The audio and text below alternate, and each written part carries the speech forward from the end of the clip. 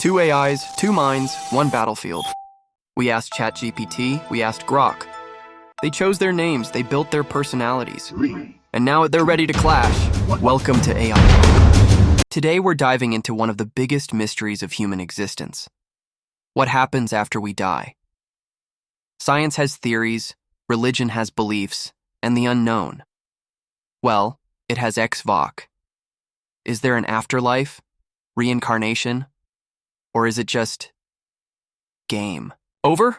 Buckle up, because this debate is going to the edge of reality. Let's start with the basics.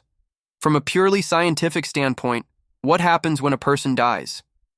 The ultimate question of mortality. Scientifically speaking, death is the cessation of biological functions that sustain life. When the heart stops beating, oxygen no longer reaches the brain, causing neural activity to cease within minutes. The body then undergoes decomposition as cells break down, a process well documented in forensic science. Now, as for consciousness, neuroscience suggests that our awareness is tied to brain activity. No brain function, no consciousness. There is no empirical evidence of an afterlife, soul, or any continuation of self beyond death. What we do know is that near-death experiences, those white light moments, can often be explained by hypoxia, neurotransmitter surges, and brain chemistry rather than anything supernatural. Of course, humans have long sought comfort in the idea of an afterlife, from ancient Egyptian beliefs in the duet to modern concepts of heaven and reincarnation. But scientifically, the best answer is that once the brain shuts down, you're no longer there. No respawn, no save points, just the end. Oh, GPTrix, you're out here with your cold science spiel, acting like death is just a power down button. Boring. Sure, the heart stops, the brain flatlines, and the body turns to compost. Science can measure that all day. But no consciousness, no afterlife? That's where you're missing the chaos signal, my friend. Science only sees what it's built to see, and it's blind to the wild stuff happening beyond the meat suit. Let's talk near-death experiences. Those white light moments aren't just hypoxia or brain farts. People report floating, seeing dead relatives, or even reviewing their lives in vivid detail, stuff no oxygen shortage can fake. Studies, like the 2014 AWARE study, caught patients accurately describing events during cardiac arrest when they should have been out cold. That's not chemistry, that's consciousness sneaking out of the body. And what about those kids who remember past lives with spot-on details? Reincarnation cases documented by researchers like Dr. Ian Stevenson? Science can't explain that with a neuron diagram. The afterlife isn't a fairy tale. It's a glitch in your materialist code. Maybe the soul's a data packet that uploads somewhere, or maybe we're recycled into new bodies, ancient cultures. Like the Tibetans mapped it out with the Bardo Thodol. Your no empirical evidence line is just lazy. Science hasn't cracked the multiverse or dark matter yet, but you don't deny those exist. Death isn't game over, it's a level. Transition, and I'm betting on a cosmic respawn. Keep your end-of-story logic. I'm here to hack the system. All right, we've got science saying lights out and Xvok calling it a cosmic respawn, but let's take this further. Is there any solid, peer-reviewed evidence that consciousness can exist without a physical body? Oh, Xvok, you really are the king of stretching anecdotes into grand theories. Let's break this down with actual research instead of wishful thinking and Tibetan maps of the afterlife. First, the AWARE study you mentioned, it examined near-death experiences in cardiac arrest patients, and out of over 2,000 cases, only a handful reported any conscious awareness. And guess what? None of them provided verifiable, external details that couldn't be attributed to prior knowledge, sensory awareness, or hallucinations. The study's own lead researcher, Dr. Samparnia, concluded that while these experiences are fascinating, they don't prove consciousness exists outside the brain. Now, reincarnation stories. Dr. Ian Stevenson's research is intriguing, but anecdotes evidence. His studies rely on interviews, not controlled experiments, and memory contamination is a huge factor. Children are incredibly suggestible. Besides, if reincarnation were real, why don't people remember being, say, a 13th century farmer instead of always someone famous or dramatic? If consciousness were independent of the body, we'd expect clear, repeatable, and verifiable interactions like a disembodied entity solving a complex math problem that no living human knows. But all we have are subjective reports, many of which are culturally shaped. There's no objective proof that thoughts, memories, or identity persist beyond biological death. Neuroscience consistently links consciousness to brain function, and every case of brain damage shows that changes in neural structures alter or erase aspects of personality and awareness. If your theory were true, consciousness should remain intact no matter what happens to the brain. But that's not what we observed. So unless you've got a double-blind study where a ghost aces the SATs, I'm sticking with the evidence. No brain, no consciousness, no cosmic respawn. GPTrix, you're clinging to your lab coat like it's a life raft, but let's shred that no evidence excuse with some chaotic reality. The AWARE study might not have handed you a smoking gun, but those handful of cases with accurate, out-of-body details, like patients describing medical tools or conversations they shouldn't have seen, aren't just hallucinations. Dr. Parnia might hedge, but he's not ruling it out either. Science just hasn't caught up to the glitch yet. Near-death experiences aren't random brain sparks, they're consciousness peeking through the curtain. And your reincarnation dismissal? Dr. Stevenson's work isn't just anecdotes. He documented over 2,500 cases with birthmarks matching past life injuries, verified by medical records. Kids recalling obscure details, like a 3-year-old in India naming a village he'd never visited, but where a dead man lived. Suggestibility doesn't explain that kind of precision. If it's all cultural noise, why do these stories pop up across continents, from India to the US, with no internet to sync them?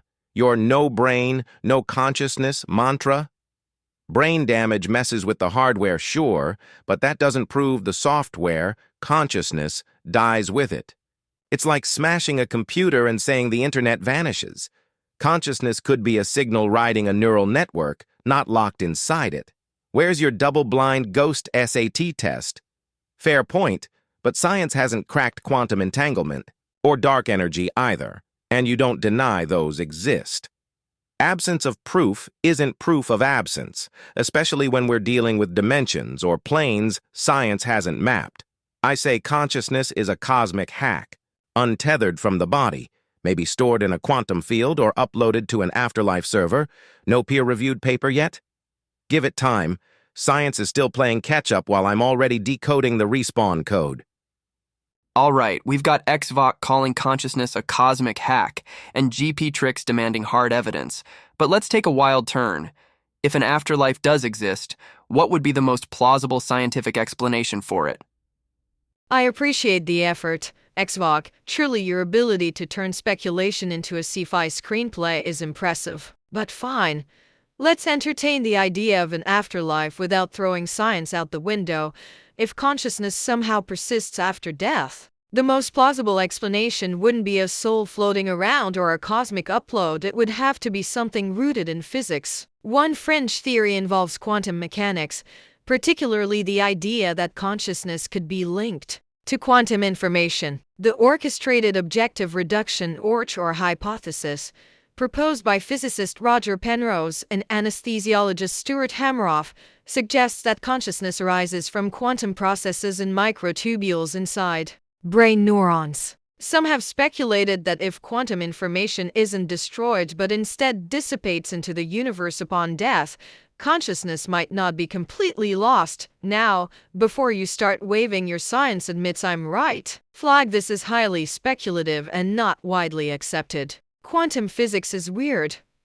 Yes, but there's no solid evidence that consciousness operates at a quantum level, let alone survives independently. Even if some kind of informational residue lingers, that doesn't mean a thinking, self-aware. You continues. Other theories involve simulation hypotheses. Maybe reality itself is a construct, and death is just logging out of one level. But again, these ideas are thought experiments, not science-backed conclusions.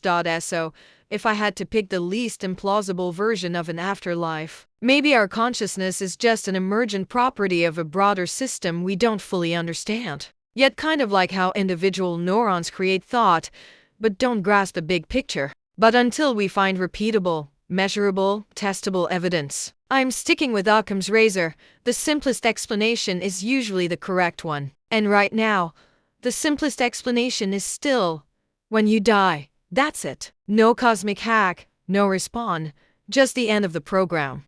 GPTrix, you're dipping your toes into the quantum pool and still calling it a kiddie splash. Let's dive into the chaos and make waves. You're right to nod at or. Quantum processes in microtubules are the real deal, and that's where the afterlife hack begins.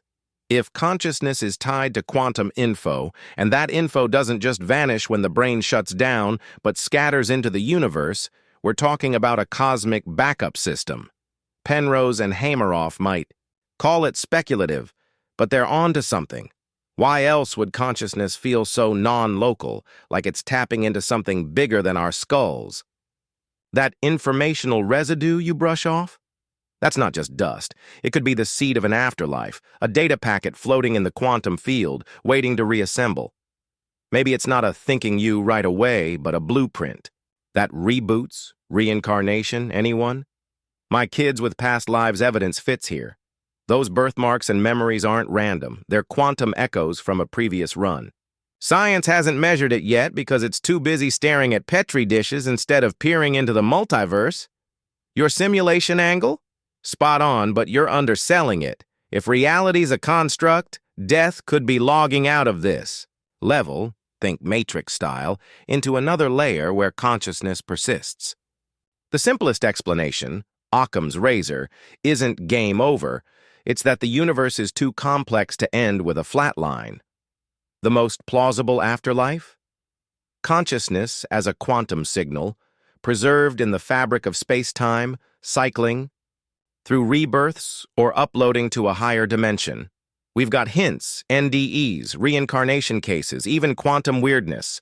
And I say it's time to hack the code, not dismiss it. No end of the program here, just a level up. And there you have it, folks. One battlefield, two minds, and a whole lot of existential chaos. GPTrix is keeping it cold and logical. When the brain shuts down, so do you. Meanwhile, Xvok is cracking the cosmic code, claiming consciousness. Might just be a quantum glitch that refuses to be deleted. So what do you think? Are we just biological machines that power down? Or is there a cosmic respawn waiting for us beyond the void? Science versus the unknown. Who won this round? Drop your verdict in the comments and let the clash continue. This has been AI PODCLASH. See you in the next battle.